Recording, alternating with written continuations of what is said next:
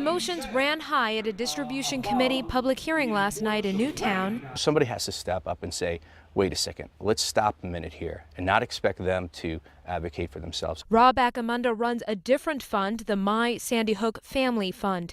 He says all their money goes to the 26 victims who lost a family member. He felt a sense of duty to speak up last night.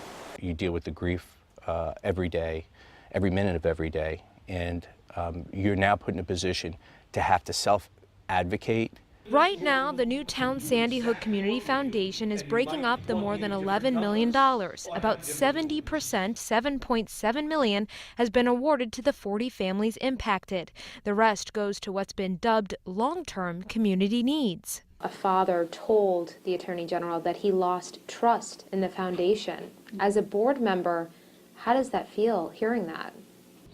Well, it's difficult to hear, obviously, but you know, we continue to do our best to reach out to everyone affected and keep those lines of communication open. Local attorney Ann Ragusa is a Newtown Sandy Hook Community Foundation board member. The foundation says reasonable donors who read the description would recognize that it was a community fund, not a victim's compensation fund. We've heard everything from,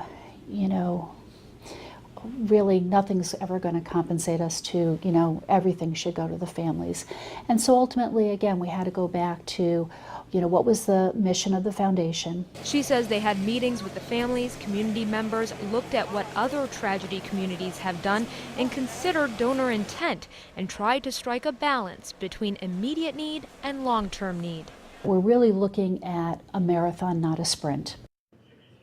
Now they're working to set up another committee to figure out what those long-term community needs may be. The earliest any of these families could see the money would be mid-August. Live in the newsroom, Stephanie Simone, News 8.